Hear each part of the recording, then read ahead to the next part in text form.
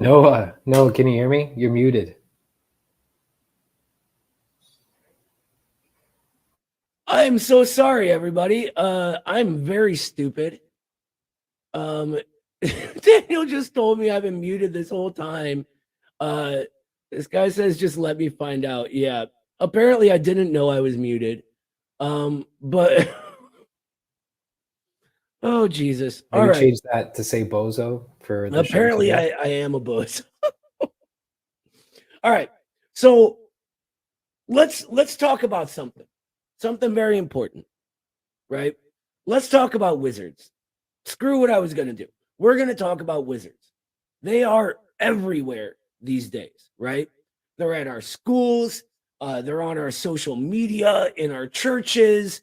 All right, maybe they're not in our churches, as I'm pretty sure they're not allowed to because of Satan or whatever. But still, you guys have to have noticed this too, right?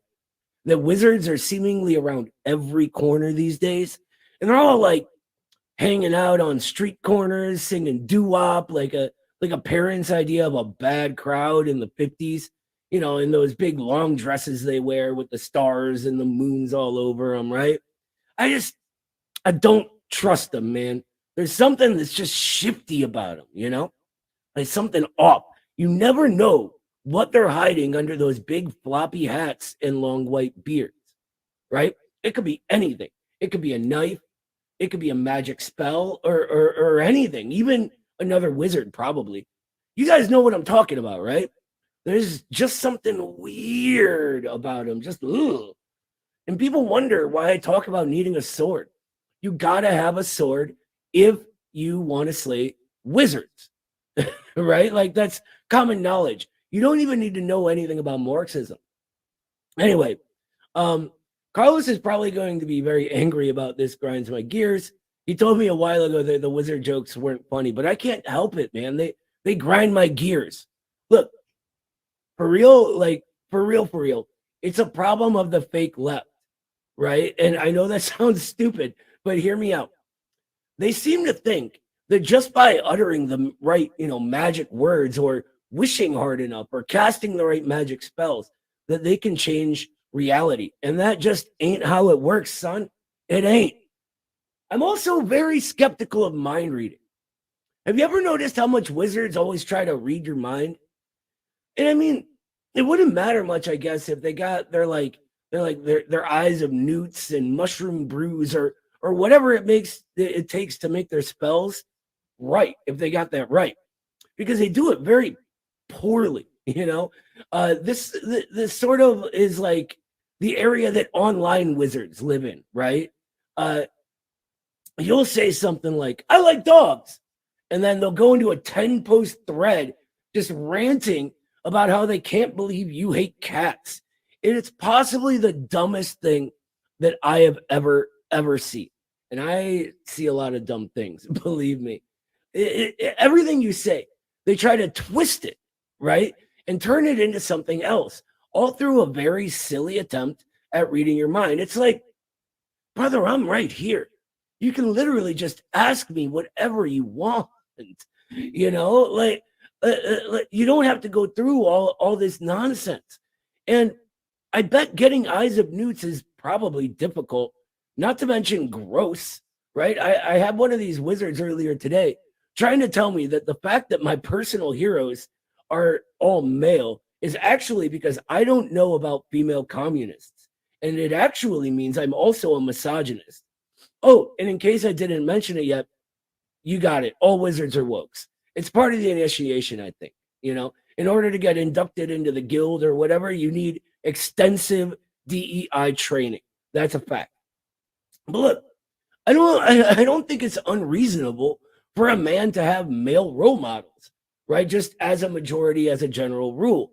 Just like I don't think it's unreasonable for a woman to have female role models. I mean, don't get me wrong, there's room for anything and everything there. But these wizards trying to cast their magic spells at me, right? And tell me that I need to, disrespect and tokenize women by inorganically adding a woman to my list of heroes just because she's a woman is never going to work. I think I might be magic proof in that way. It doesn't matter how many magic words you lob at me during your rant, right? It doesn't change reality, because at the end of the day, your spells, they just kind of suck. And they no longer work on people, really, is what I'm getting at. The people, the American people, gave the woke wizards a giant chance. We heard you out, we sympathized, and you blew it with all this scolding and trying to force people to patronize entire genders like you do. Sorry, wizards, not going to work, not on this barbarian. So I'm going to make you guys a promise.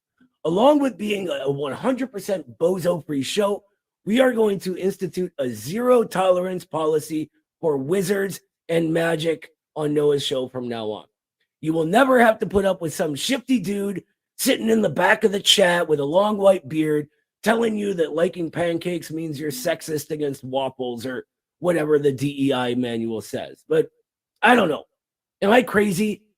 Seriously, am I crazy? Wizards are a scourge, right? Who carries around a stick for no reason, right? Oh, sure, it's a wand. Right, I believe you. That's a stick. You can't fool me. That's all there is to it.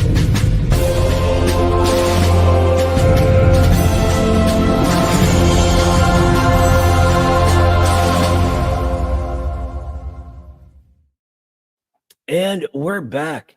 And I didn't put the right background on, but that's okay. The wizards are still grinding my gears.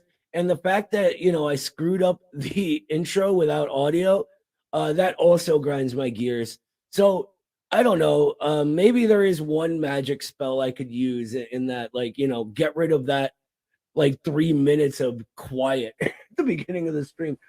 Anyway, yeah. I'm Noah.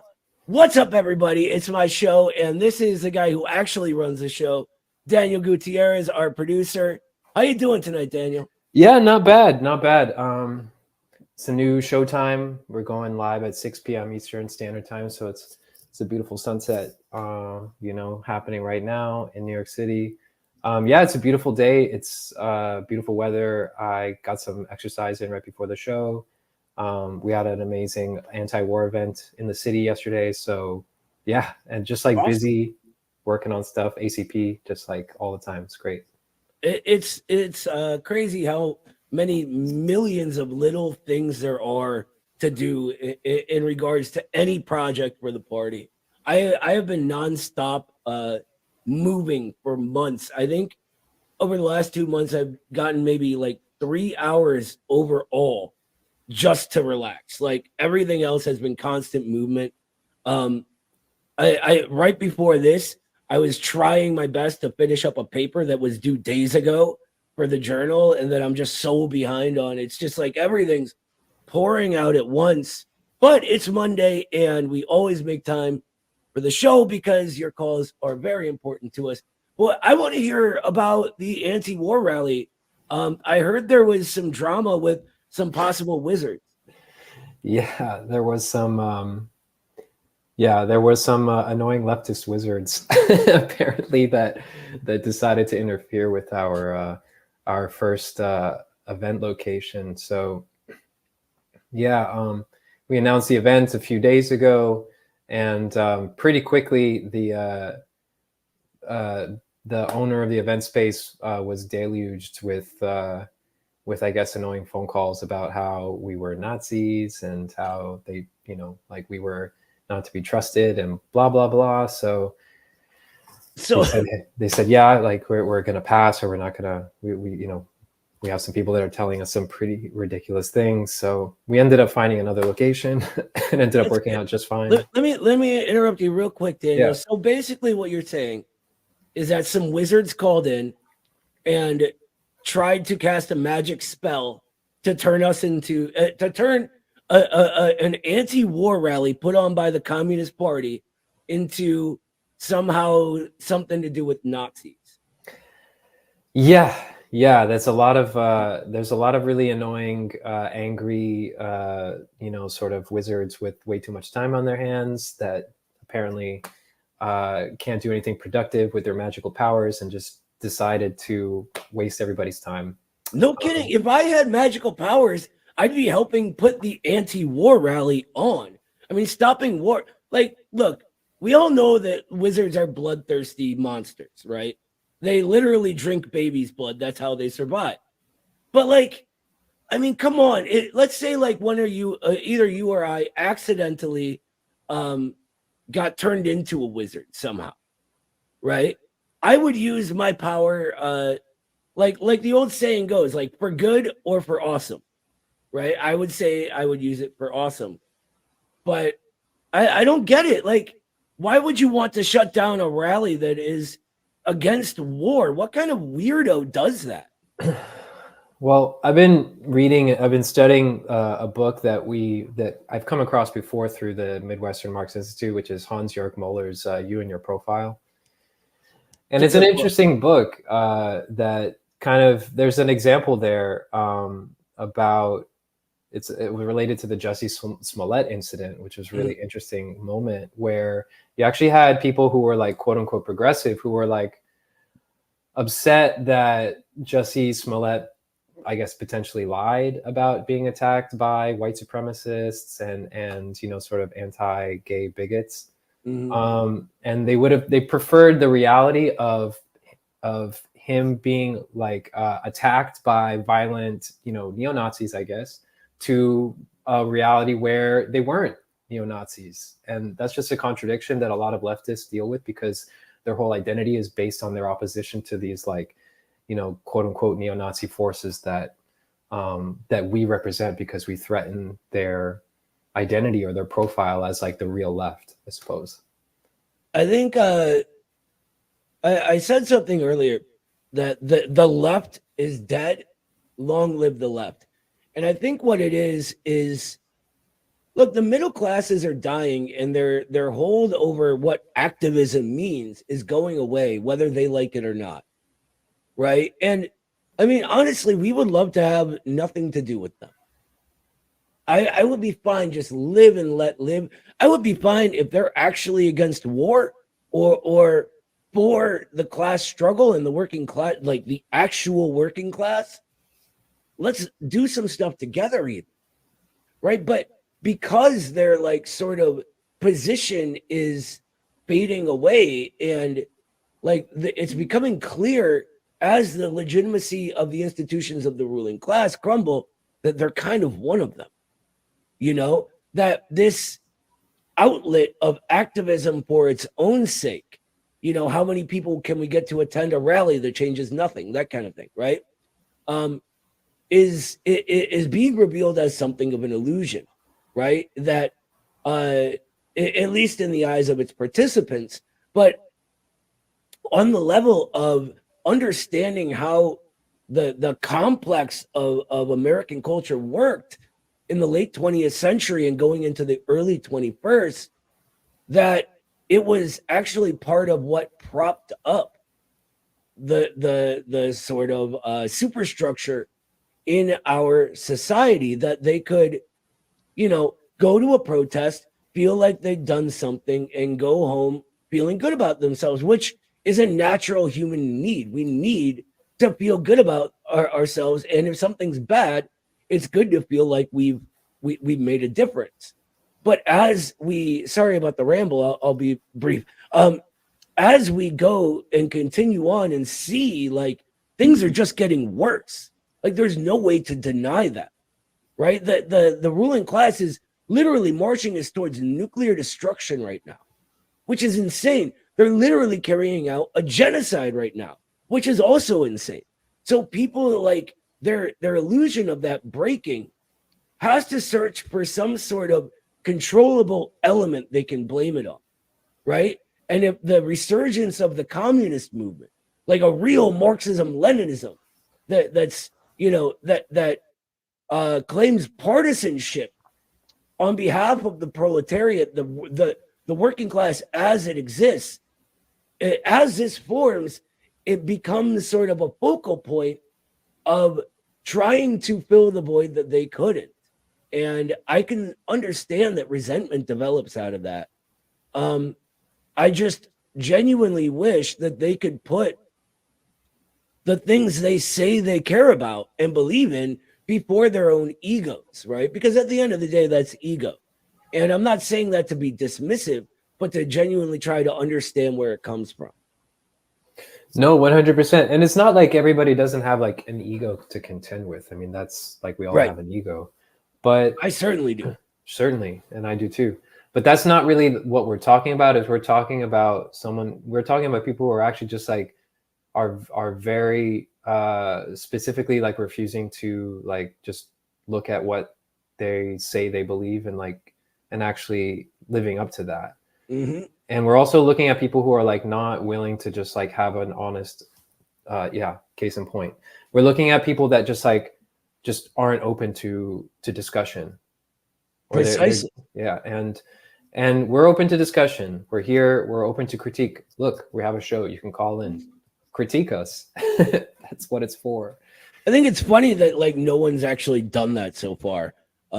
They all see. Look, I think maybe what it is that magic doesn't work through live stream, right? Maybe there's something about live stream or the sword that my wife just got for me that combats it, right? That they can only do it on X, or maybe their sticks that they carry everywhere don't work. I don't know.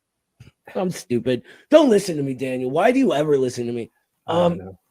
Look, I think that like it's what really is sad about it is if you look at historically how communist movements have developed out of the failed attempts at revolutionaries preceding them, right? Like the Bolsheviks coming out of the failures of the SRs and the Narodniks and splitting from the Mensheviks, right?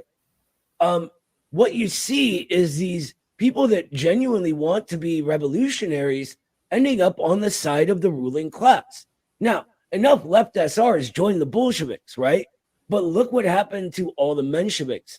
They ended up siding with the ruling class and being left in the dustbin of history. And I feel like a lot of it is like older people preying on younger people and their lack of knowledge, right? Which really grinds my gears.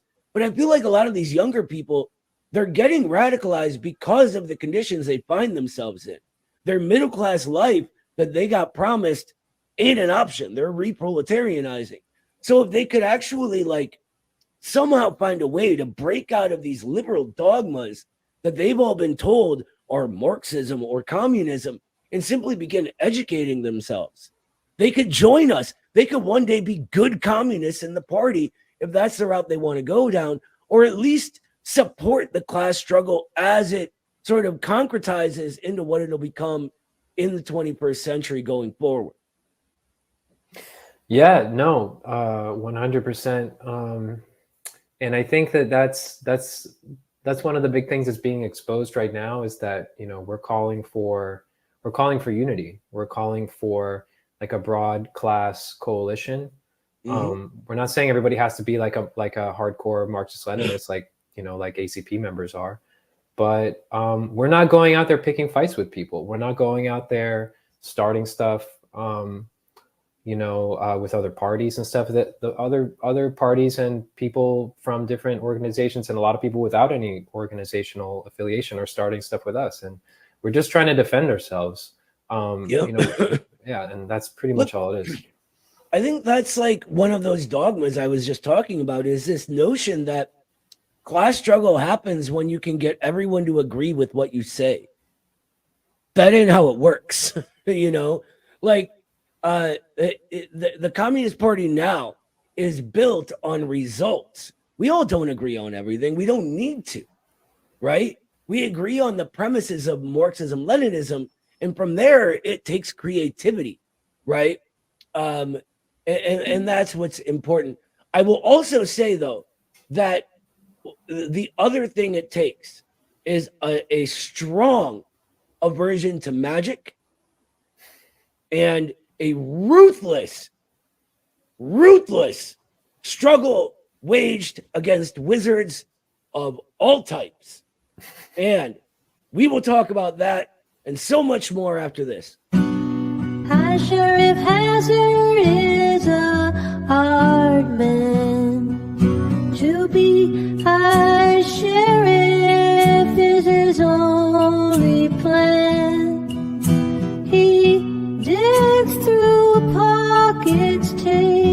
what he can, for he's high sheriff hazard.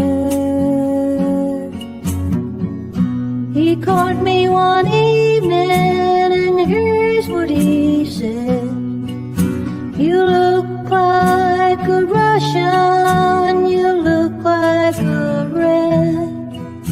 And if you're fond of your skin and your head, beware the high sheriff of hazard.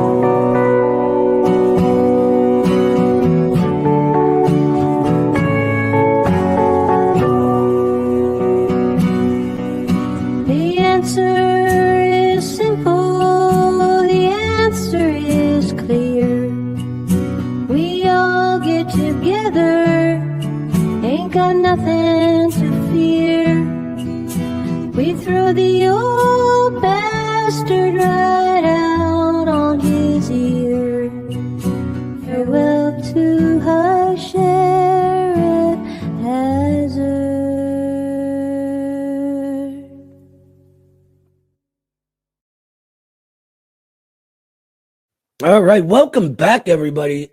I'm excited for tonight's show. We got some good calls lined up.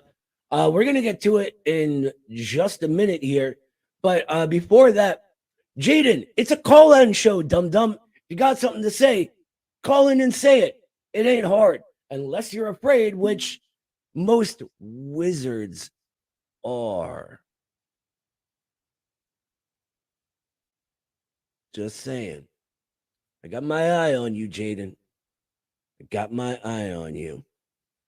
Anyway, allow me to share my screen real quick because we don't want to screw up again. So there we go. Daniel, why don't you tell us who our first caller is, please, brother? Hey, Noah. We got our old friend, Nyarlathotep, the pun master. Is that actually how it's pronounced? Is it Nyarlathotep? Fuck. Oh, I apologize for the swear. Is it Nyarlathotep? Nyarlathotep. Nyarlathotep. Did I get it? Yep. So, Noah, I have some very important questions for you. I bet you do. So, how did the witch get a new familiar?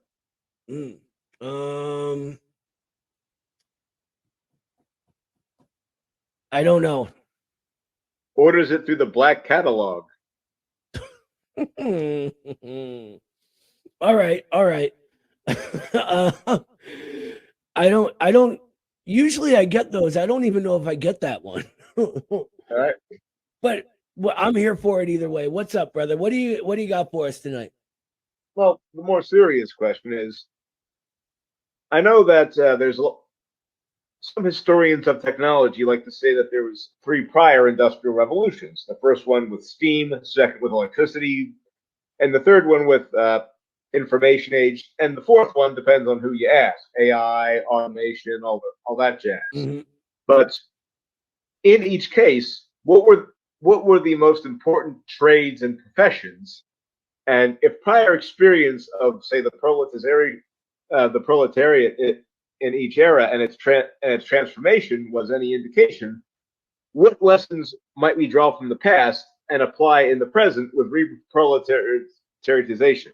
That's a really, really good question. All right, so a lot of Marxists put quite a lot of emphasis on the spinning jenny and the steam engine, right, as a sort of backbone of what drove industrial development forward, right? But I go a little further, a little deeper than that. The spinning jenny was a transformative invention. Don't get me wrong, it was.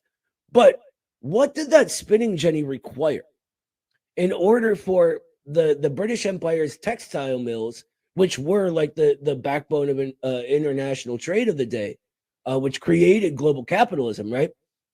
What did those require, right? And that is cotton. And so this is actually one of the reasons that Marx and Engels focus so much on the importance of the bourgeois American Revolution, which is actually, I just wrote a paper for Red America in defense of it as a progressive and anti-colonial revolution. Now, the specific form that the surplus value embedded within the sale of cotton takes is that of creating the social relations of what we call the color line, right? Through chattel slavery, the institution of chattel slavery. And so I think it's, when we look at it from that angle, it is very, very obvious why it was the enslaved black proletariat, this section of the wider proletariat, that led and won the Second American Revolution, that began establishing the first ever dictatorship of the proletariat in modern in human history, because it's the proletariat. There was nothing before that. Yes, the Paris Commune was great and progressive, but but reconstruction of democracy in the American South happened first, and it lasted longer. So USA or whatever. I think that this has to be the sort of foundation of any sort of analysis of American history and the history of capitalism and America's role within the wider process of development of the history of society itself, right? Because a lot of people do this thing that I call counting characteristics, right? Where what they do is they'll look at one thing and then look at another, right? And they'll abstract away from these two things the characteristics that they find in common between them. But what that does is leaves us in this realm of abstract characteristics. We can't tell how they arrived there, what necessarily led to their development. But if we take this more Marxist view in this developmental dialectical logic, then we see that it's the black proletariat that becomes the foundation, not just for the development of industrial capitalism, but the American people as we are today, where the possibility of unity across the color line is possible. And this coincides with reproletarianization, right? That after our third revolution, the political revolution we call the civil rights movement, full bourgeois right for all was established. And it becomes evident only after this point, and after the middle classes are opened up to people not on the white side of the color line, that the entire thing being a hollow facade began to be self-evident to the entire proletariat, which sort of smashes the thing that Du Bois called the American assumption, right? Which was this notion that develops out of the social relations revolving around the color line, that that a worker could, because of their own hard work and thriftiness, someday become bourgeois. Now, obviously, that gets sort of like torn to shreds as industrial capitalism comes about. But during the middle of the 20th century, it gets reinvigorated in a version of it that I call the 20th century assumption, that maybe we can't become bourgeois, but through our own hard work and thriftiness and saving and being good with money, or whatever you want to say, we can become middle class. We can have, one adult working for a family and support a stable, comfortable life. This illusion is popped as reproletarianization goes on, right? That 78% of Americans right now struggle paycheck to paycheck.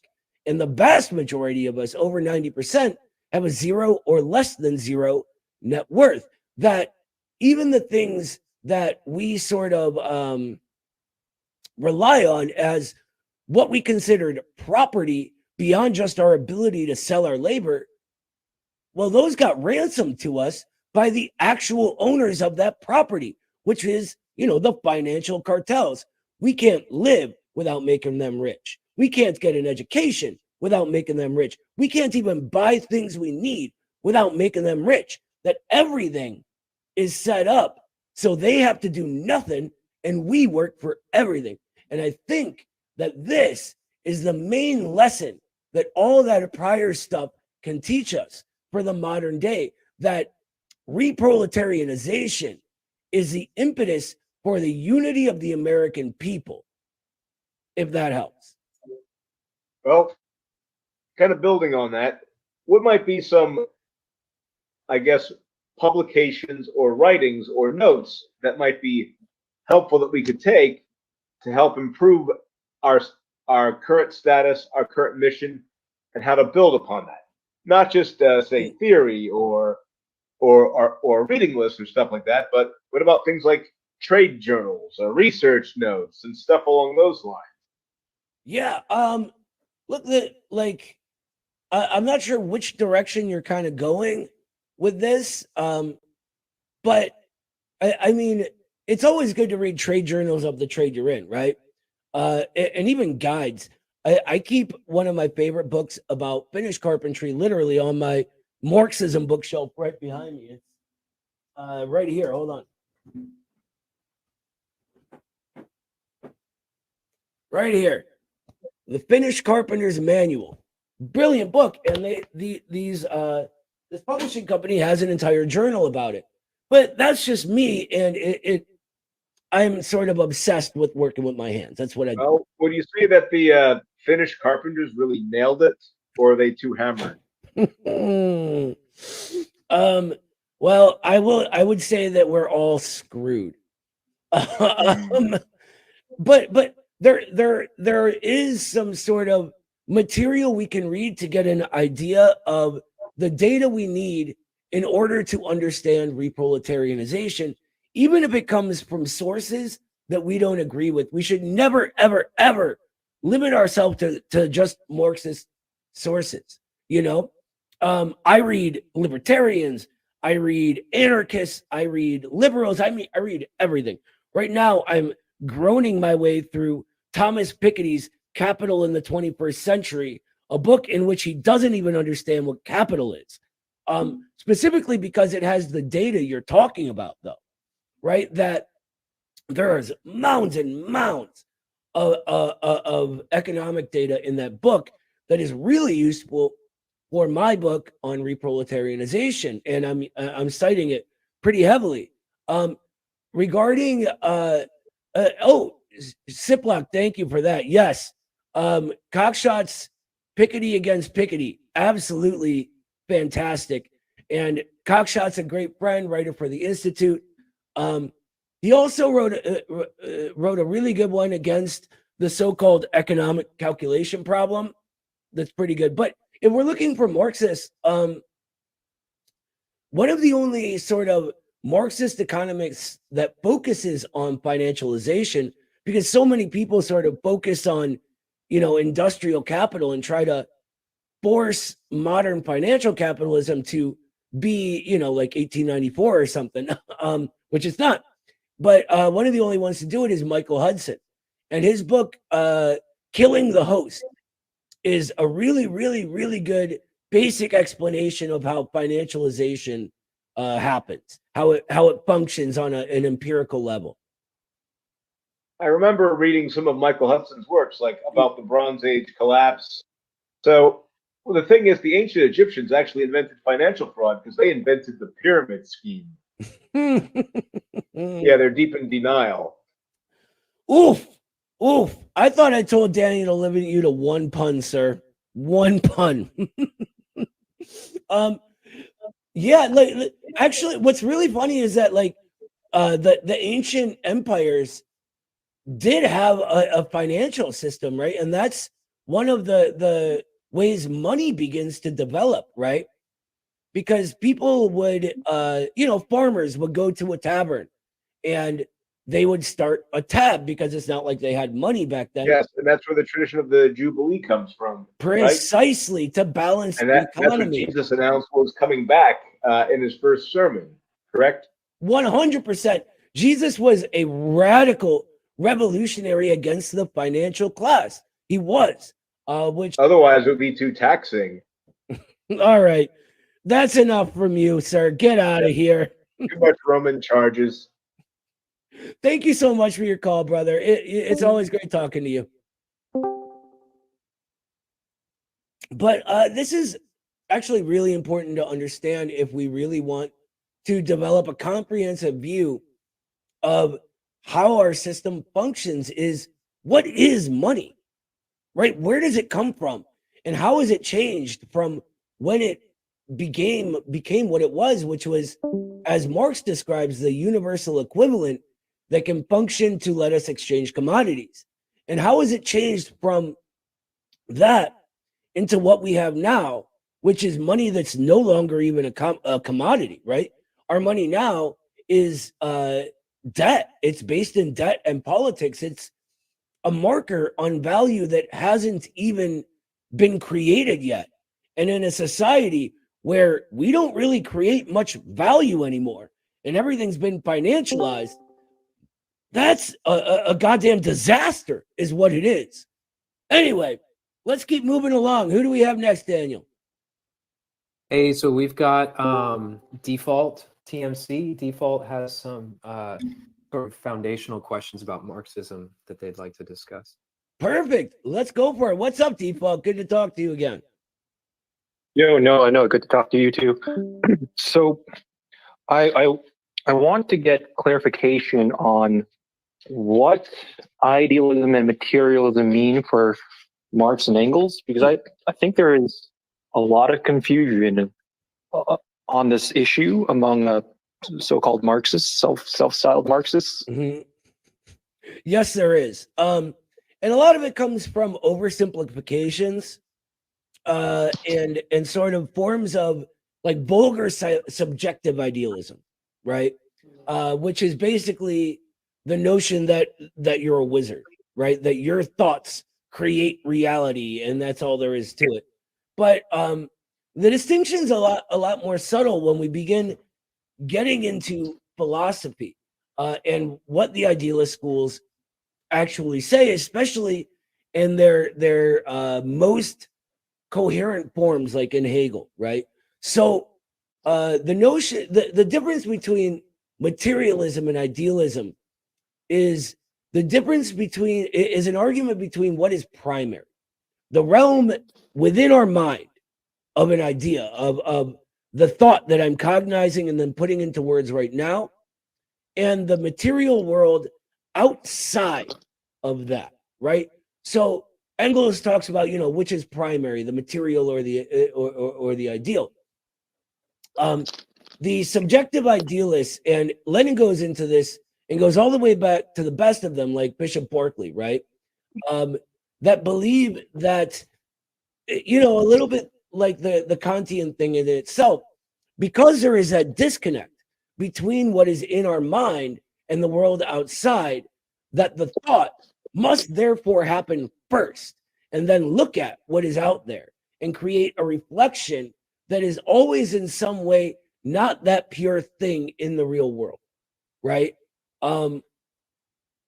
That is sort of how, like, most schools of idealism form at their foundation. Now, with Hegel, we get something way more realistic, where the real world and the realm of thought interact and interpenetrate with each other, right? That the sort of process of history is the process of getting more and more coherent in our thought and the development of our ideas, which give us the ability to create a more and more perfect's a bad word, but advanced form of society, right? For Hegel, this begins at the level of spirit And everything in the real world is us manifesting that and creating it, right? But for Marx and Engels, they say that that thought is only that thought because it is reflecting something that already exists in reality. That before we even get to cognizing this thought, there's an entire history that has built, right, where we are in that thought that is given character and determinate characteristics of what that thought is. That the reason I'm explaining materialism right now is because of the history of every moment living up to this point. And that's necessarily outside of that realm of thought. That's the material, right? Now, it's obviously a back and forth relationship. And this is a really complicated topic, but I hope that gives like a good overview and gist of it for people. Can the material and ideal be mapped on or like equated with base and superstructure? A little bit, yeah. I also want to say that, like, even as early as in Marx's writing on the Holy Family, he's talking about proving this materialist perspective. Because, I mean, if you think about it, like, what happens to our thoughts if the material of the brain gets smashed apart or a wizard casts a magic spell on it and it blows up? It goes away, right? And so thought becomes nothing but the actual process of advanced matter performing its function.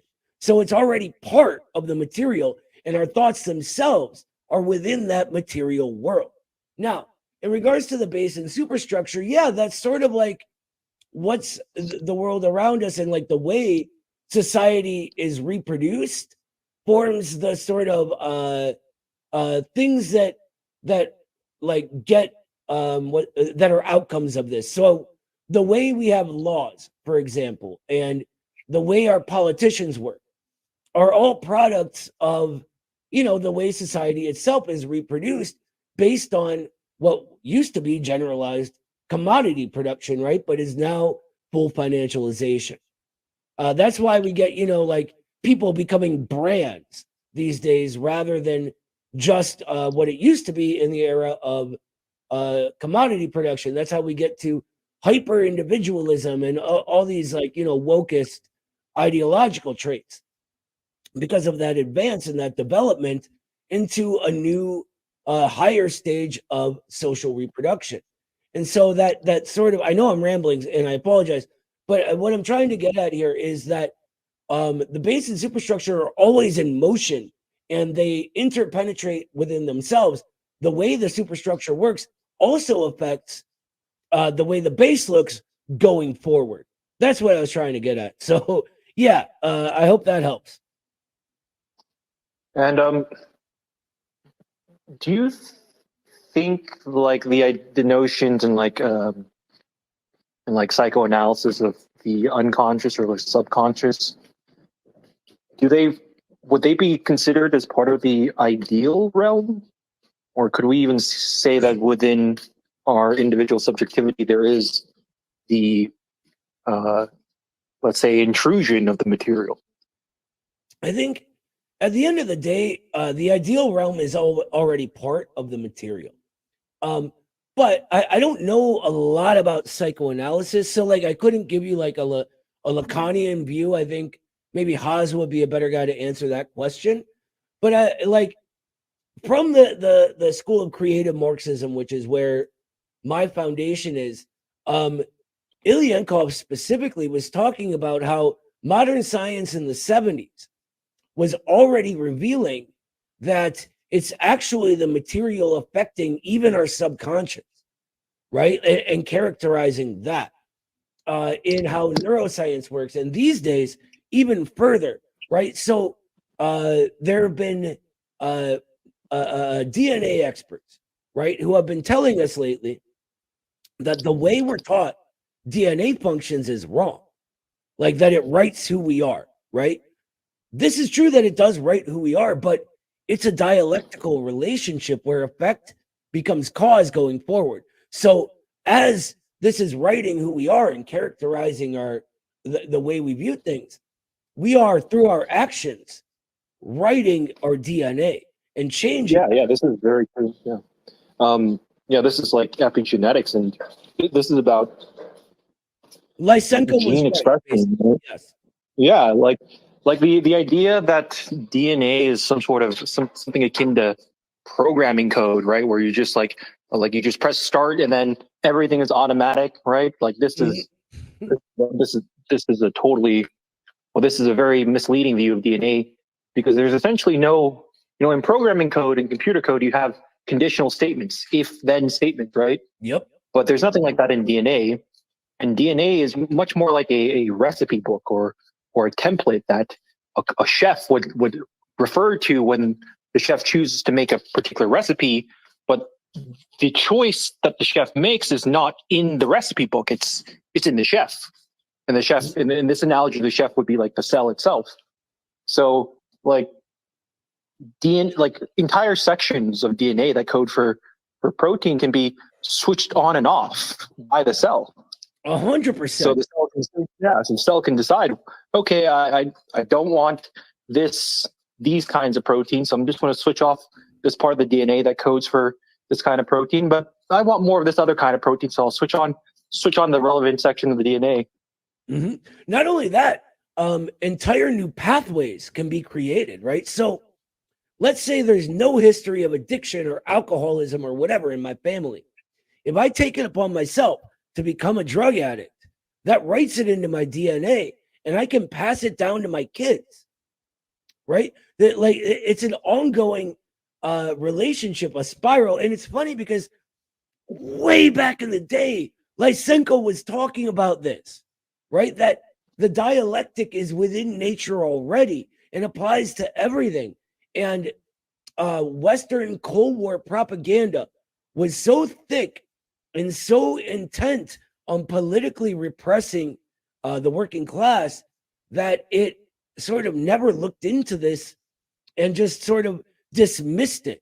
And you even hear it from like the sort of pseudo-intellectual anti-communists today that, like, Lysenko was just trying to apply his ideology to places it shouldn't be, which is nonsense. The Marxist worldview is sort of observing the entire universe and how it functions. Like Engels said, right, that more and more each day, modern science is proving that the world works dialectically and not metaphysically. Modern science today proves that even more, and we shouldn't even, like, this is even without talking about quantum mechanics and all that, and Einstein and the theory of relativity and all that kind of thing, Yeah. All right. Well, I thought those were awesome questions. You got anything else for us before we move on? No, I know you got a bunch of other callers, so I won't take up any more time. Well, thank you so much, Default. Always a pleasure when you call, brother. All right, take care. Take care, man. All right. Whew. You know what's funny? Like, today, it's getting cold in Cleveland, right? It's October.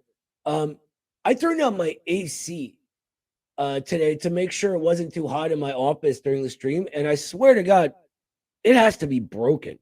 I don't know what's going on with this, but it's crazy hot up in here. Anyway, who we got next, Daniel? Hey, Noah, we've got Coulson. Coulson has some. Yeah, Coulson. Mm-hmm. What's up, Coulson? What do you got for us tonight? Coulson, are you there? Sorry. Or Can are you hear you me? silently casting a spell on me? Wait a minute. No, you're not a wizard. He just said, wait a minute, and then you are silently casting a spell on me. I'm on to you, Coulson. Wait. Oh, are you back? Oh, I can hear you now. I'm so sorry. No problem at all. You may, like, sometimes people have the Discord muted. It's okay. What's up? Well, I just want to say I to your criticism of wizards. Being a wizard myself, I cast spells where I can, and I do it on behalf of ACP. So we're not all bad. I knew it. I knew you were casting a spell on me. It was a good spell. It's a good spell. It's for your protection and your health, sir. All right. I really appreciate all if the like fact I turn into a frog, I'm coming after you, brother. I'd turn you into a cat first, probably. No, in all My wife seriousness, may I really enjoy that. appreciate. She's like, who cares about this husband guy? I got a new cat. Whatever. Daniel. I'm sorry. I'm sorry, man. Daniel just types in the chat, not all wizards. That's right. Hashtag not all. All right. So all right, let me compose myself here. What do you got for us tonight, brother? Well, I'm a musician, and I want to make agitation, to make propaganda for the party, to convince people, to revolutionize people, radicalize people. I was wondering. I mean, I've been listening to Pete Seeger, Joe Hill, old commie artists. Good stuff. Yeah, really. Listening to the new stuff too. Like Macklemore's Heinz Hall, and Heinz Hall 2. Man, let me tell you something. I did not want to like Macklemore. I really didn't. All right. But I can't help it, man. He's good. And look, if you're standing against a genocide, you're a friend of mine. You know what I mean? Seriously, hell yeah. I was so surprised by that. I mean, I know he's done some political stuff in the past, but it was just like, wow. Really inspiring. Yeah. So I guess I'm just asking to see if there's any no, it's okay. There's a delay. I keep interrupting you, and I just want to let you know it's because I'm very worried you're going to cast a magic spell on me. So I don't want your incantations to complete or whatever. I'm sorry. Just go on. Don't. Why are you just go on? I was just going to ask if you have any resources you could recommend for somebody who wants to create agitation, create agitative art. Yes. So it depends on what kind of music you're doing. I assume you have instruments, obviously, right? Like guitars and stuff like that. The programs that I used are still pretty good. There's one called Cakewalk, and that's free, and one called Audacity. And both of these will let you record tracks and mix them together. Now it helps to get an engineer to do that. Like I still know people from back in the day when I was in the music industry that helped me with that stuff because I'm a mess at it. And our super producer, Mr. Daniel Gutierrez, happens to be a really good sound man. So I'm just saying, maybe if you ask nicely, he'll do that. But for me, the best route is always to make sure your music has a solid hook first. Eddie and I have been trying to get together and write a song together forever. And every time I come up with one, I get like a good, verse, a solid verse down, but no hook to it. I'm apparently hookless. I don't know. But yeah, so I would recommend doing that. If you ever want to sort of send music back and forth and see what we can collaborate on, by all means, contact me on my email. It's noahkarchevik, mmi@gmail.com. And we'll work something out because I think that agitational music is something that really, really hooked people in back in the day. And we don't have that right now. And I think it's really important to create it. I really do. Yeah, 100%. Yeah, I mean, it seemed to be a centerpiece of the movement, like really helping move things along. Well, think about it this way. Do you know how many messages I've gotten about our cover version of High Sheriff Hazard that's in our new intro? I can't even count them anymore. So if we have original stuff along those lines, people will go for it, It's so powerful. Absolutely. I love it. I was actually going to ask you, do you know what the name of the artist is that did the cover? I don't. I apologize, but the legendary Jesus Motorcycle put the video together. So if you look for him on Twitter, I'm sure he'll let you know. Or Daniel will. Sweet. He might know. He's a lot smarter than I am at most of that kind of stuff. So You got time for another question? sure, let's do one more quick one. Okay, so I am in a town where there is no chapter of ACP currently, and I don't have any comrades. I have had comrades that I've reached out to about starting an ACP chapter, but they think that ACP is fascist, so that didn't really go anywhere, unfortunately. So they weren't comrades. Yeah, exactly. No, at the end of the day, they weren't. No. So I guess my question is like, what can I do to start preparing myself for eventually being a member of ACP and being a good communist? It's a good question. Get involved. Like, here's what I think. Honestly, forget all about the last period of history's so-called left, right? There's a real left in this country again. And what we're going to do, excuse me, I'm sorry, I'm drinking seltzer and I had to pause for a moment there. So what we are attempting to do here, and what I think we will be very successful at doing, because we've already seen success, is stopping the sort of rad lib obsession with people we think agree with us politically, right? That they had to have everyone agree with their every opinion on X and Y and Z. What we should do is go to people who care about their communities. And rather than start immediately sort of saying, I'm a communist, you should be a communist too, just get involved in helping together. And it'll organically come up, like, why are you doing this? I forget your name, or you didn't have a real name, but they'll say, why are you doing this? You go, oh, I'm a communist. It's just what we do, right? We help our communities. And so in that way, you build sort of more organic relationships. There's a million things going on in every neighborhood. And every sort of community organization is looking for volunteers. So I say just get involved, meet people. And it doesn't need to be political, because at the end of the day, communism is about the people. You know what I mean? Mm. Yeah, 100%. Excellent. Well, I'm glad I could help, brother. And I'm looking forward to hearing from you about music. That should be fun.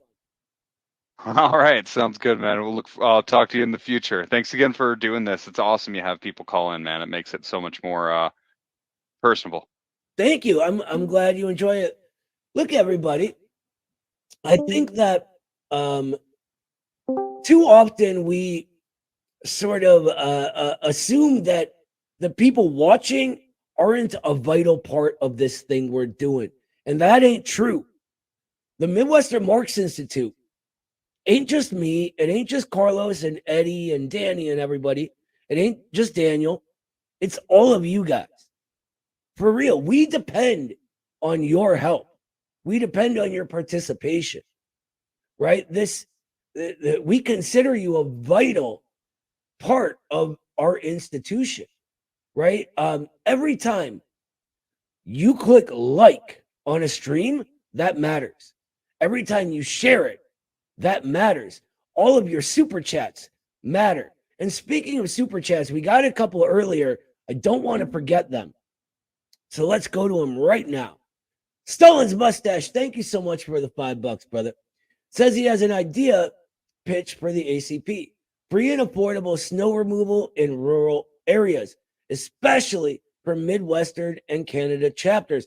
That's a great idea. So many of us drive trucks, and getting a plow is not that expensive, by the way.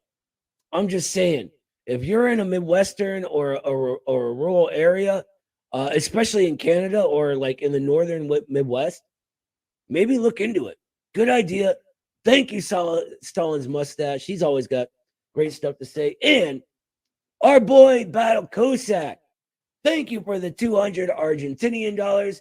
I know you guys are experiencing quite an economic downturn, so we appreciate that. Thank you. He asks, will ACP take part on international collaboration, like aid and solidarity with other communist countries? Like right now, Cuba is having a difficult time with its energy supply. In fact, hashtag Cuba failed state was trending on X, which is absurd. Yes, we are already involved in all kinds of international organizations and actions. We're part of the World Anti-Imperialist platform, all kinds of good stuff. We're hooked up with the Free Koreans and their solidarity. I mean, there's too many to list. I'm not sure if they're going to release the videos of anything from the convention. Probably not. But the presentations will be in the second volume of Red America. So read Chris Halali, our international secretary's presentation, and he goes over greetings from so many communist parties and our affiliated organizations all over the world. Internationalism is absolutely primary in the era of imperialism, right? These communists in other countries share a common cause and enemy in the ruling class here, which is our enemy, right? So, anyway, let's keep moving. Who do we have next, Daniel? Hey, no, we've got PXE from ACP Ohio. What's up, PXE? It's Iowa, actually. Oh, shoot. I was gonna say, That's like, okay. I'm in That's Ohio okay. and I don't know that name. My That's bad. all right. My name is Sean. I'm the executive of the Iowa chapter. Nice to meet But- you, Sean. Nice to meet you as well. I just had a quick question regarding the ACP and how we sort of fit in to the culture war in America. I see a lot with like the anti-ACP fascist collaborators. All of their criticisms of us revolve around the culture war. Mhm. And like it's necessary that we respond to these people, but how should we be doing about that? Because like if we take the opposite side, it's just like this contradiction that can't go on forever. So where do you see that ending? That's a great question, brother. I think it's funny that the fascist collaborating fake left call us too conservative, and the fascists themselves and the neo-Nazis, they call us too liberal. I think that the reason for that is that the party genuinely believes in what we call the golden Stalinist center, or what my pops used to always call walking the Stalin line, right? Which is a very difficult thing to walk between two poles. But practically speaking, we should explain what the culture war actually is and what it stems from, how it's used to turn working class people who have the same exact conditions, the same exact material interests, the same exact sort of historical role against each other, right? Back in the day, the early bourgeoisie called it factioning, right? That they exacerbate these existing divisions within society. And they've continued to do that, turning us against each other by race, by gender, by religion, and everything else. So the communist job must be to overcome this and sort of unify the working people, which means that taking a side doesn't do anything really, but subsume us to the dominant social aspect that wants that side proliferated. Whether it's conservative or liberal doesn't matter, right? It's always going to be by default sort of getting us to be on the side of the ruling class, which is this side of division. So that's how I look at it. There's always going to be communists who have more conservative personal opinions. There's always going to be communists who have more liberal personal opinions. What marks a communist is that we are disciplined and goal oriented enough to not fall to pieces the minute someone doesn't share every opinion we have. There's no such thing as social conservatism or social liberalism. You know what I mean? Mm-hmm. Yeah, the way I see it, I agree with like everything that you said, but it just like when we react to these more like social claims about the ACP, it's sort of just like dignifying all of the things that these idiots are saying. Yeah, I think there's some truth in that. I think that like, look, most of them are in a position where that can be everything they care about because they don't have any class struggle to them, right? So they can take this middle class position where disagreeing on, say, the current form of the bourgeois family and whether we should hate our families and rebel or love our families is a privilege that most working class people just don't have. Like that's not even something people think of or that it occurs to them naturally. It has to get sort of implanted within them by institutions of the ruling class and then proliferated by and through that middle class. So, for example, I like to talk about the Netflix walkout a couple years ago. Do you remember that? I do. So this is a perfect example of middle class chauvinism, right? That these middle class Netflix workers, right? They believed that Dave Chappelle was the height of evil, and they staged an entire walkout based around this. And what were their demands? Their demands were, we demand control of the company, right? We demand our views, not your views, are what is front and center at the company, etc. It was all this sort of unnecessary chauvinistic, we want our opinions to be the dominant ones that is possible for a middle class to do. I'm sure there were even it was around trans stuff, right? I'm sure there were even some trans people working for the company. But was there anything in there about, ending discrimination in employment? Was there anything in there that would give the working people of Netflix, the various coders, the janitors, whatever, a better life and actually give them the breathing space where they could develop a social opinion like the middle class walkouters? Of course not, right? Because they couldn't care less about that stuff. They just want to feel sort of self-righteous at the end of the day. You know what I mean? Like, I hate to make it that petty, but a lot of the time it's that petty. And by the way, I'm sorry to interrupt. I'm sorry to, I know I just signaled that I was done talking, but I watched that Dave Chappelle thing, and I'm sorry if you're offended by that, grow a thicker skin. I don't know what else to tell you. It's the real world. Some people wasn't that bad. Aren't gonna tiptoe around your feelings that are all weird that get offended for no reason. Go ahead. Yeah, I'm sorry. It's something that I've noticed. It goes back to just like the idea of people it's performative activism. Like they just want to feel good about themselves. And you can see this with all of the other fake communist parties as well. How they only show up and make their presence known at times of protest or something. They're not actually out doing things to benefit their communities.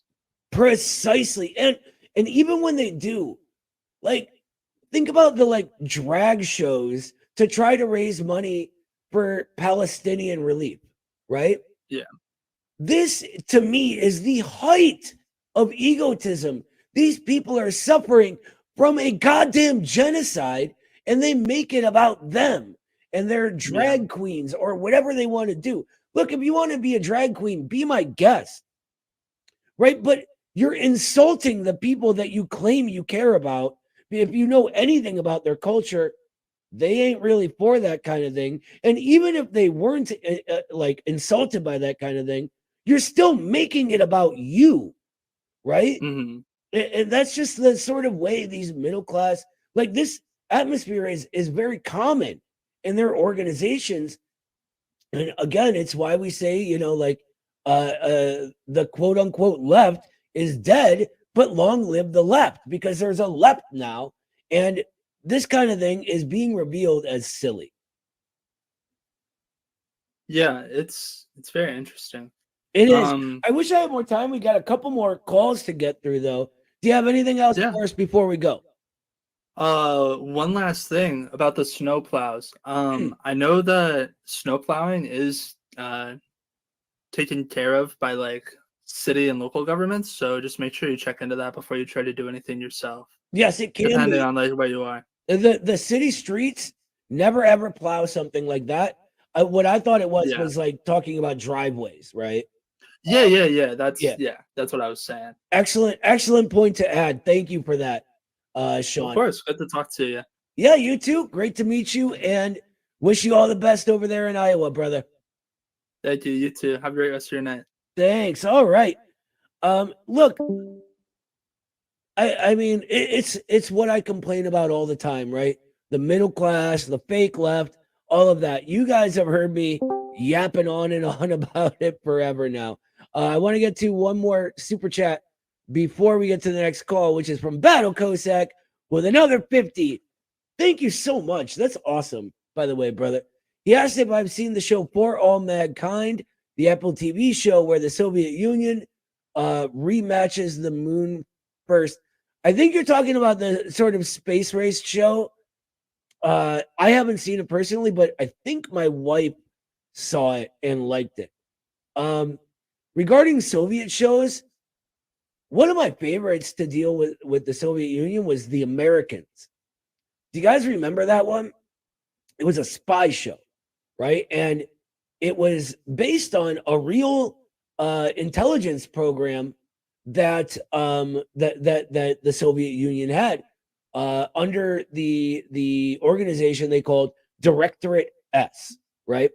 And Directorate S was implanting Soviet agents in America as Americans, right? Having them live their lives as Americans, have kids who are American kids, etc. And over the generations could, become senators and fight for communism as an American, right? That kind of thing. It was, and so like, it didn't get all of the actual theory behind what they wanted to do with Directorate S correct, but it was really actually fair to the Soviet Union in it until the end where, it was extremely pro Gorbachev, which, whatever. But great show. Highly recommend it. The Americans. Who do we got next, Daniel? Hey, no, we've got Ditso from Costa Rica. They called in a few weeks ago, or a couple weeks ago after the Hurricane Helene event, and they remember chat a little bit about Latin American politics. How you doing, Ditso? Good to hear from you again. Hey, no, pura vida, todo bien, all good. Awesome, great to hear. So what's up? What do you got for us tonight? Well, I wanted to propose to you an interesting conversation in this sense. Okay. The impact and the reality of the last 200 years of the construction of republics, democracy, versus the impacts of communism, implementation of communism, as well as the implement of conservatism in the cultural, political scenario of Latin America. I don't know if that is a giant topic.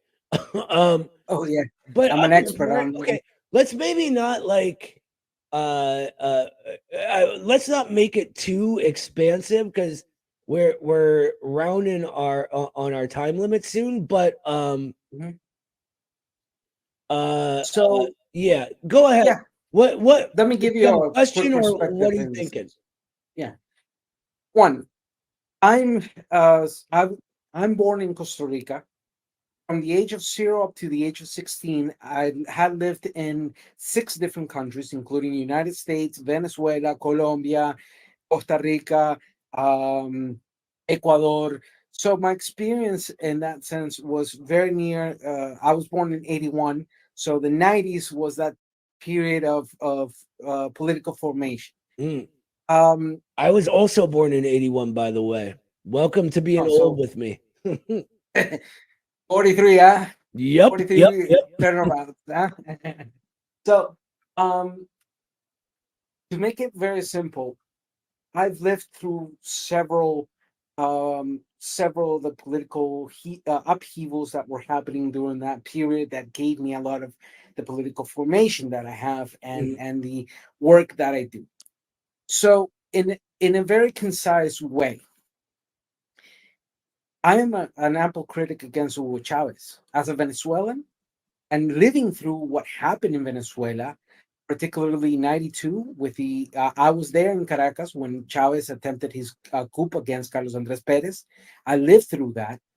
Um, and then when he was released from jail and pardoned by the subsequent government of Caldera, who was the last democratic president of the bipartisan model in Venezuela. I'm extremely critic on the neighbor on the north, Daniel Ortega, who has become a complete monster in every sense of the word. All right, well, hold on. Before we move outside of Venezuela, because I don't want to get like too expansive. Okay, I want to let's focus say on like I want to say this.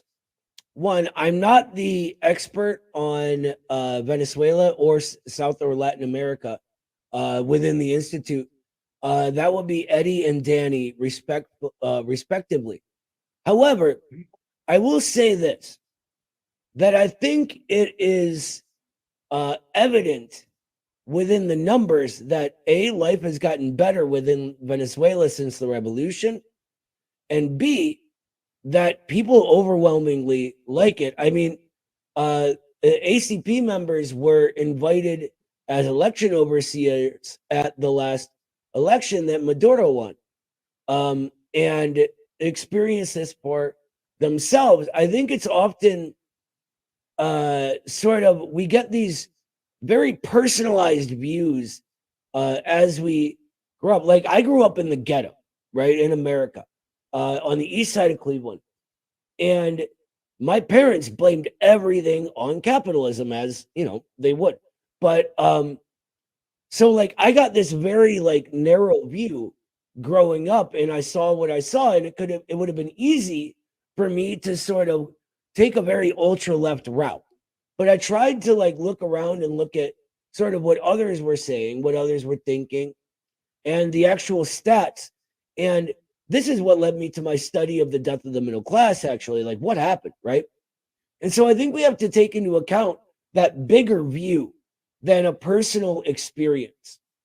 I'm not saying you're lying or that your experience wasn't negative or whatever. It very well could have been. What I'm saying is that what we have to look at instead is the general trajectory of how things develop and why. So, like, how did the Bolivarian Revolution actually come about in Venezuela? It's because the previous social relations could not continue on in that old way, right? Something there. needed to change, and yes, that can create a period of intense struggle. But So as we there's an keep interesting. building, we see things get better for more and more people, right? And we can look at the cause and effect relations of this happening and that happening, etc. So let me put it this way, and I'm going to do an interesting uh, point of analysis. One, in the situation, and I'm going to do it this way, in the comparison between Costa Rica and Venezuela. in the period where the bipartisan model was executed in Venezuela after 58, after the breakage of what was happening on the Fourth Republic, with the coup of Pérez Jiménez and the installation of the Triumvirate with Chalbut and Pérez Jiménez and the other asshole, the military. On that same period, 10 years prior, Costa Rica had undergone a civil war, which the Figueristas, which were a technical social democrat liberal inclination, won. And when we see the comparison on those 2 points, Costa Rica decided, heck, we're going to abolish the military. The military is an anti-democratic terrorist organization that needs to die. That was the fundamental essence of why Figueres said, hey, listen, we have to abolish it. And we established through the Second Republic Constitution a very solid social mark with errors that are still being tried to be changed. One of those errors, Article 75, that establishes the official religion of the state as the Apostolic Roman in Costa Rica. Versus Venezuela, where the breakage of that type of revolution that happened 10 years after the end of the Second World War, we see that it was the military who took the power at that moment. When the it was actually in 53, I'm sorry. On 58, when that ended and bipartisan model and democracy and representative democracy went back again into the model of Venezuela, you had that period from 58 to 98, which is that period of 40 years, where 2 main political parties governed, which were COPEI, which was the Social Christians, and Acción Democrática, which was the Social Democrats. On that aspect, the problems of deterioration, especially with the mishandling of petroleum in Venezuela, which did gain a lot of explosion of infrastructure, of development, comparable to the United States in many ways, and comparable to many of the nations. Yeah, it's still the that biggest timeframe. reserve of that type of oil in the entire world. But go ahead. So that being one factor, but the other factor is that you had a Christian Catholic control over the powers to be. So this conservative social democracy or social Christianity that was imposed was incapable of responding to the eventual changes that new generations were demanding. That in fact, interestingly enough, Venezuela being not only a signature but a ratified member of the Inter-American Convention on Human Rights, on that time frame, many violations were happening. Hey, look, can I interrupt real quick? I hate to rush you, but we're approaching time tonight, so I want to say something real quick as regards the Bolivarian Revolution, right? And how social change actually happens every time in actual society, right? Because I think there's this might be the issue. One, I know nothing about Costa Rican history, and I apologize for that. Two, again, I'm not the Venezuela guy. I call Eddie when I have a question on Venezuela, and they come up frequently. But what happens leading up to the Bolivarian Revolution in Venezuela isn't that the former government couldn't handle the changing demands. It's that the contradiction between the ruling class and the working classes got to a point where it couldn't continue on in the old way. It became impossible, where there was massive deterioration, immiseration, corruption, etc. The revolution happens, and it starts contradictions on a whole new level with new forces, such as against, the US, who immediately are going to put in sanctions and try to assassinate leaders and kidnap leaders. And I mean, how many times did they try to kidnap Chavez? How many did they try to assassinate Maduro?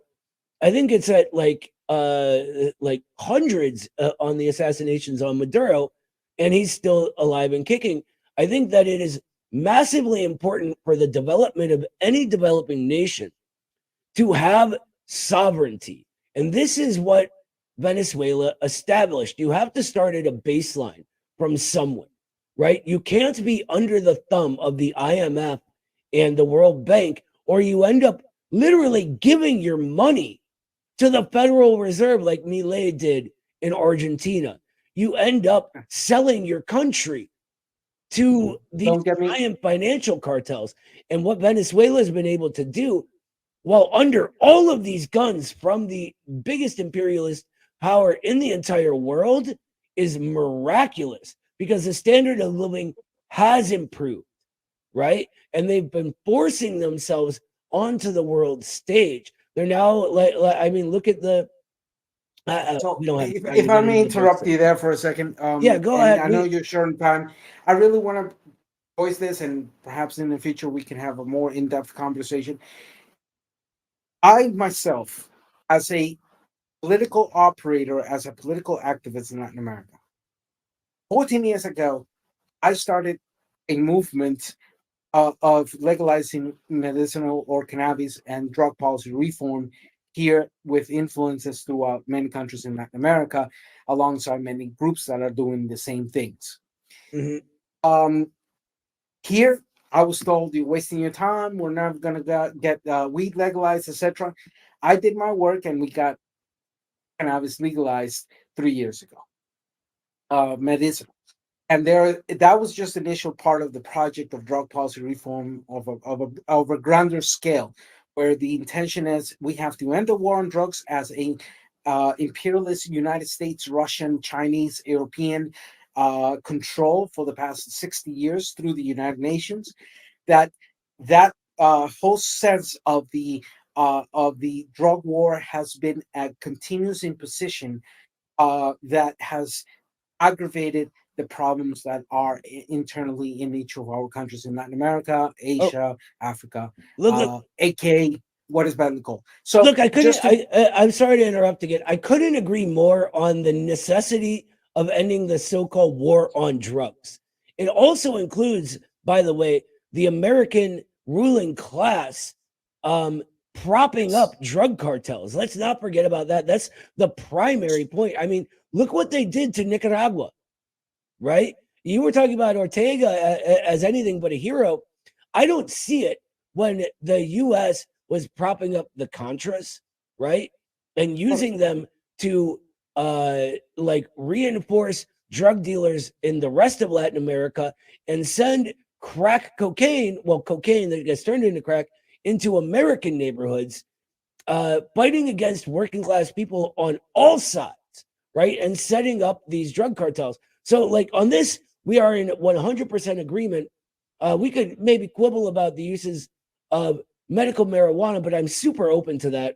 It's just that it's a very libertarian notion, so I can see why you'd get some pushback against it. That's all I mean. My work is one of my major political works in the last 14 years has been drug policy reform to change the impact of the 3 international conventions that drive through the United Nations, the one policy fits all that has initiated through United States, backed up by China, Russia, and some areas in Europe. But what I not pinpointing that another day we can have that particular discussion. But what I wanted to say is also my work in the matters of Afro-Indigenous realities in the communities, mainly focused, yes, in Costa Rica, Panama, somewhat in Colombia and Venezuela. One thing that I've come to conclude in this sense is that if we graph and make a clear distinction between the invasion and the genocide committed by the Europeans when they invaded the Western Hemisphere versus the last 200 to 250 years of the process of independence that's kickstarted here in the Western Hemisphere, particularly the construction of modern democracy. And that's another conversation. That's of the yeah, analysis. that's a whole big conversation. That's where I'd like to go Exactly. actually on what is Yeah. democracy, because maybe we agree, maybe we don't agree. And that would be Exactly. interesting to So, talk about. You know what I mean? being said that, and me as a 43-year-old activist, what I stand for is the defense of independence, the defense. I'm a Pan-Americanist. I'm a Pan-Latin Americanist I love in the it. sense that I take the words of Bolivar, I take the words of Farabundo Martí, or I take the words of many other things that we can go on and mention. But anyhow, Mhm. and I say, look, Latin America as this base of modern democracy, the modern republics, as this base that we showed the world, we can kick the ass of the Europeans and become free, and we were the ones to continuously during the process of invention with Tupac Amaru, with Look, Paulo brother, Presbere, I and so gotta on. interrupt you again, and I'm so sorry, but we are getting very, very short on time now. I understand. Sorry. Like, I would love to like have like an in-depth conversation, but we got Let's it's have it. like a back and forth, and like and we gotta make room for the last calls. So we're gonna have to end it there. But please call back next week, and we will continue this. I would like to focus in on the question of democracy and what that means, because I think we could get a lot out of that. Thank you so much for your time. I'm going to bring Daniel back up because I have. Beshko Bowlaba, I'm which sorry. means Beshko Bowlaba means walk with your eyes open in the language of the Bribri. That's how we say goodbye. Thank you. Beshko Bowlaba. I like it. I like it, brother. Thank you very much. We'll talk to you next time. I'm going to bring Daniel back up here because I have to run outside of my office for 2 minutes, and he's going to yap at you for a minute. It will be very brief, I promise. It's a family thing. Let's do that. And yeah. Where are you? There you are, Daniel. Hey, everybody. I'll be right back, guys. Sounds good. So let me see here. How's everybody doing? I'm usually not on the front side of the camera. I'm usually in the backstage, but what do we got? Let me see if I can figure out how this comment toy works. Democracy is good because it is bad. Dialectic. Very interesting. Very interesting. Not sure about that. I guess it really depends on what's the material essence of the so-called democracy in question. Then we could figure out if it's good or bad. Yo, what's up, dude? What's up, Victor the Van? Nice work. I see you. Yeah, how's everybody doing? How's our people enjoying the show? Hit me up in the comments. Let me know what you think. It's been really great doing the show with the Midwestern Marx guys, with Noah. It's a work in progress. Always loving the calls and the topics that we get. Oh, there he is. Yep, I'm back. What's up, brother? Thank you for taking over for a minute. Cool. I'll let you go. Yeah, it was a family thing. I had to check on something.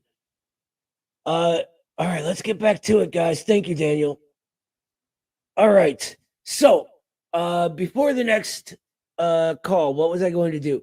Oh, I wanted to remind everybody, and Daniel, do me a favor and get some links for these because they're important.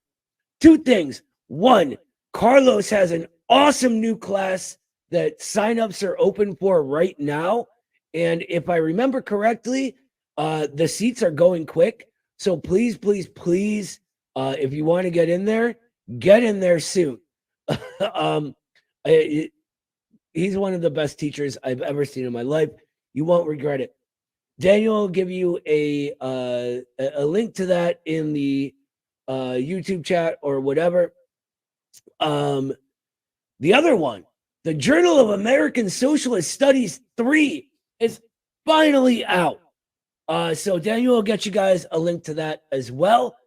This one has my favorite essay I've ever written in it. It's called Against the Fake Left. So Against the Fake Left by Noah Krachevik, and I think you guys will like it. Eddie actually helped me on it. So, someone who's not a dumb hammer swinging ape writing something, that'll probably help. Before we get to the next call, we put it in the actual chat, Daniel, rather than the you got it. Anyway, sorry about that, guys.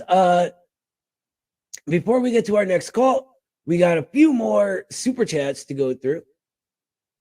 Marcus says, what happened to RBN? Any chance they'll cooperate with the ACP anytime soon?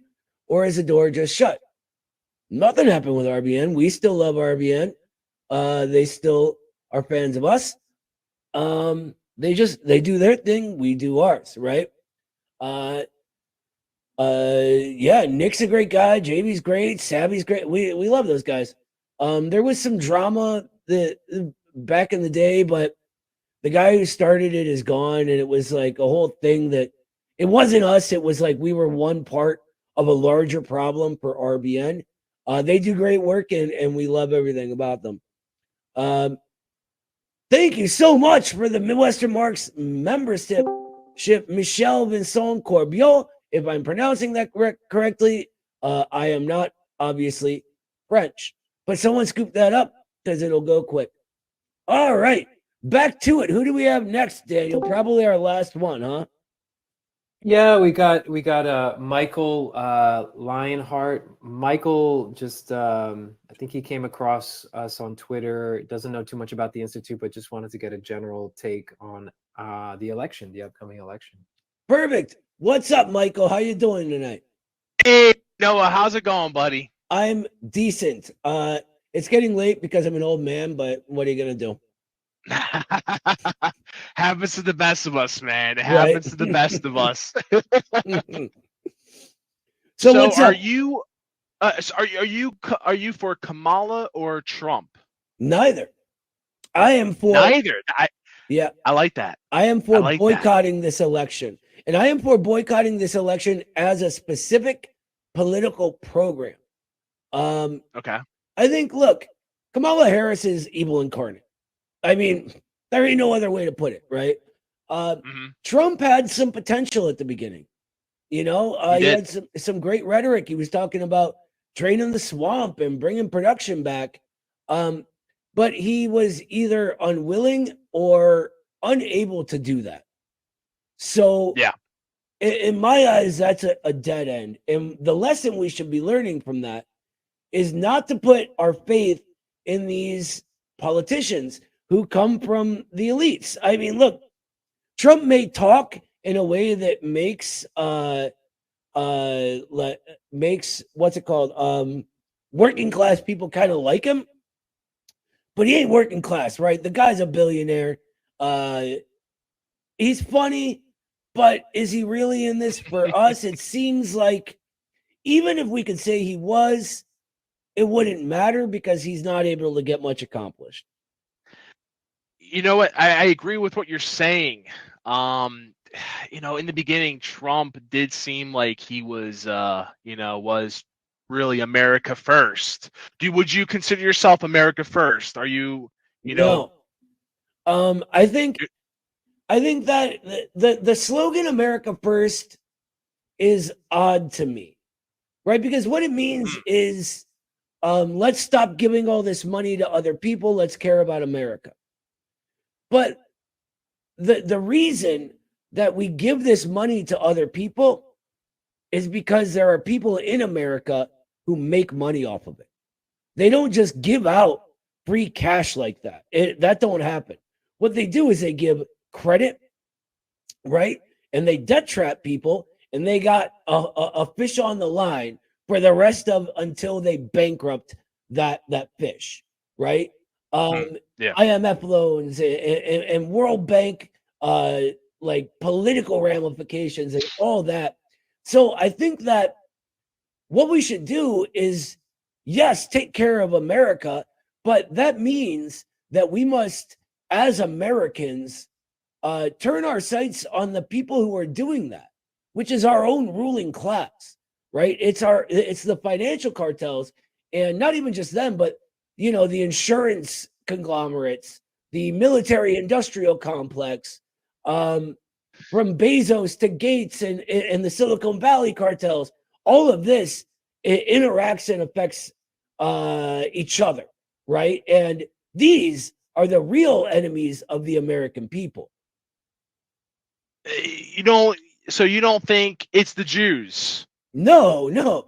I think that you don't think it's the Jews. No, I what's think it all go back to? What's it all go back to? It all leads back to Israel. Hold on. I think that, of course, there are Jewish people in the ruling class. You'd have to be silly to think that it isn't, or that they Noah. there aren't. But that the ruling class in the USA is Anglo-Saxon, first of all, right? So there's a reason that the word WASP developed, right? The white Anglo-Saxon product. That our ruling class is always. Hold on. That our ruling class. Hold on. You're being a dude. Don't be stupid. Our ruling class has always been dominated by what's it called? By the Rockefellers, right? The DuPonts, the Vanderbilts, the let's see. I mean, there's 1,000 of them. The Carnegies, the Fords, the Morgans. We could go on and on and on and on and on down the list of how they've been the white Anglo-Saxon Protestants. But even that doesn't matter, because it's sort of like a child's understanding of how problems in society are created. It's just a guess. Like, oh, their skin color, their religion, that doesn't matter. There's actual causal links on what creates problems. We can go through and see how financialization happens and how it causes the immiseration of the people, right? We can go through and, we look at cause and effect relationships and how that creates a new way of doing things going forward. So the idea that it's like based on skin color or religion is just, it's like not even just a child's way of understanding it, but a particularly stupid child's way of understanding it. Let's go on to the last. Actually, let's not even take. We're so far over time. Let's just get rid of this guy, and we will. He probably didn't notice that I muted him yet, but that's okay. He wasn't altogether a quick guy. That's going to be it for us for the night. So thank you to everyone who called in, except the very silly, stupid guy at the end who didn't understand how thought works. We will be here next week, like we always are. Have a great week, everybody. We'll see you next time. Take care. Stand up, all victims of oppression, for the tyrants fear your might. Don't cling so hard to your possessions, for you have nothing if you have no right. Let racist ignorance be ended, for respect makes the empires fall. Freedom is merely privilege extended, unless enjoyed by one and all. So come, brothers and sisters, for the struggle carries on. The International unites the world in song. So comrades, come rally, for this is the time and place. The international ideal unites the human race. Let no one build walls to divide us, walls of hatred nor walls of stone. Come greet the dawn and stand beside us. We'll live together or we'll die alone. in our world poisoned by exploitation. Those who have taken, now they must give. And end the vanity of nations. We've but one earth on which to live. So come, brothers and sisters, for the struggle carries on. The International unites the world in the song. So comrades, come rally, for this is the time and place. The international ideal unites the human race. And so begins the final drama, in the streets and in the fields. We stand unbowed before their armor, we defy their guns and shields. When we fight, provoked by their aggression, let us be inspired by life and love. For though they offer us concessions, change will not come from above. So come, brothers and sisters, for the struggle carries on. The International unites the world